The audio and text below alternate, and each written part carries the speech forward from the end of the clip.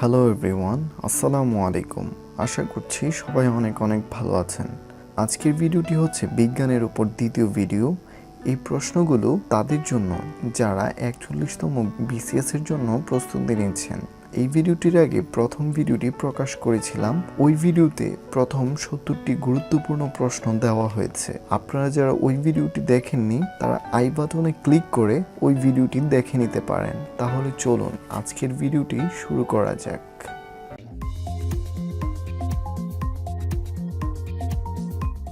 মঙ্গল গ্রহের মুক্তির বেগ 5.1 কিলোমিটার। গ্রহের গতি সংক্রান্ত কেপলারের সূত্র কয়টি? 3টি। ইস্পাত ও রাবারের মধ্যে বেশি স্থিতিস্থাপক ইস্পাত। বস্তুর কম্পনের মধ্যে উৎপন্ন হয় শব্দ। পানির তরঙ্গ, আলোক তরঙ্গ, তাপ তরঙ্গ, বেতার তরঙ্গ ইত্যাদি হলো অনুপ্রস্থ বা আর তরঙ্গ। শব্দ তরঙ্গ হলো অনুদৈর্ঘ্য বা লম্বিক তরঙ্গ।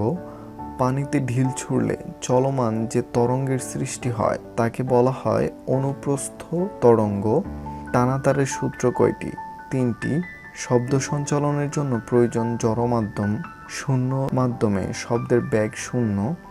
স্বাভাবিক অবস্থায় বাতাসের শব্দ 332 মিটার পার সেকেন্ড।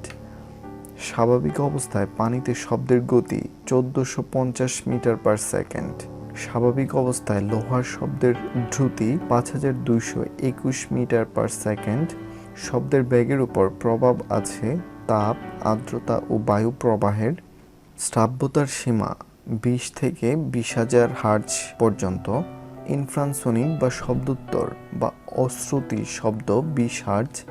আল্ট্রাসোনিক বা শব্দোত্তর শব্দ 20,000 হার্জের বেশি। প্রতিধ্বনি শোনার জন্য সময়ের প্রয়োজন 0.1 সেকেন্ড। প্রতিধ্বনি শোনার জন্য প্রতিফলক ও উৎসের মধ্যে ন্যূনতম দূরত্ব 16.6 মিটার। কোন শব্দ মানুষের কর্ণকুহরে প্রবেশ করলে বধির হয়? 105 ডেসিবেলের উপরে সৃষ্ট শব্দ। বাদুড় চলাচলের সময় কি প্রয়োগ করে? প্রতিধ্বনি। তাপ এক প্রকার শক্তি। পানির স্বাভাবিক স্ফুটনাঙ্ক স্বাভাবিক চাপে 100 ডিগ্রি সেলসিয়াস। প্রেসার কুকারের মূলনীতি চাপে পানি বেশি তাপমাত্রায় ফোটে। ভূপৃষ্ঠ হতে যত উপরে ওঠা যায় তত কম স্ফুটনাঙ্ক। বস্তুর তাপ শোষণ ক্ষমতা নির্ভর করে রঙের উপর। শীতকালে রঙিন কাপড় আরামদায়ক, গরমকালে সাদা কাপড় আরামদায়ক। পেট্রোল ইঞ্জিন আবিষ্কৃত হয় 1886 সালে।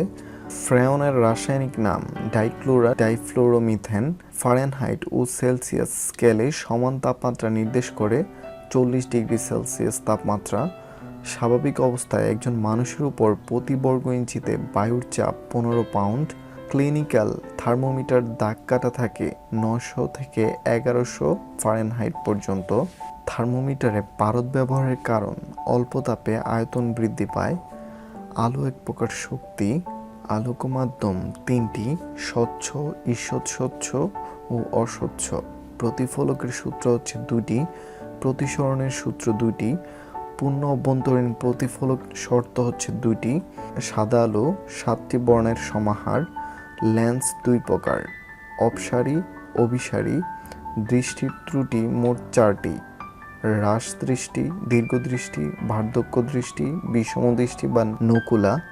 তরঙ্গ দৈর্ঘ্য বেশি লাল আলোর, তরঙ্গ দৈর্ঘ্য কম বেগুনি আলোর। বিক্ষেপণ কম লাল আলোর। বস্তুর বর্ণ পদার্থের কোন ধর্ম নয়? এটি আলোকের একটি ধর্ম।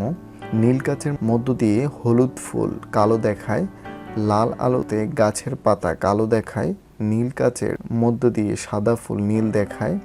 লাল ফুলকে সবুজ আলোয় কালো দেখায়। সূর্যের রশ্মি শরীরে পড়লে ভিটামিন ডি তৈরি হয়।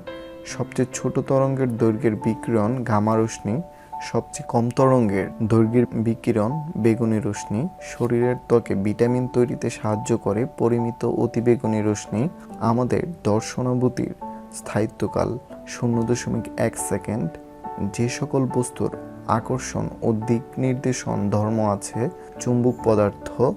চুম্বকের চুম্বকত্ব একটি ভৌত ধর্ম।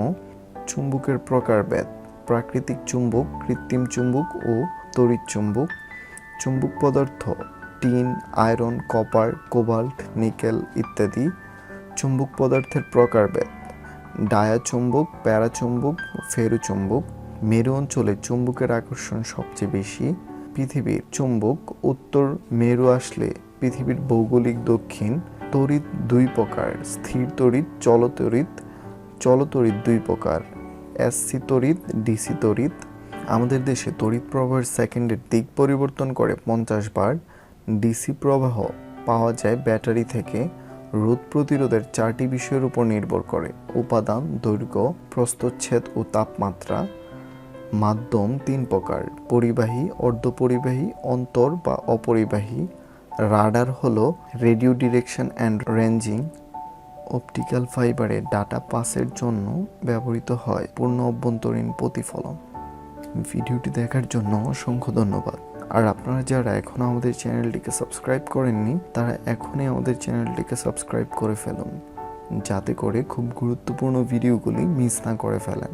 অবশেষে আমাদের পক্ষ থেকে আপনাদের জন্য রইল অসংখ্য শুভকামনা।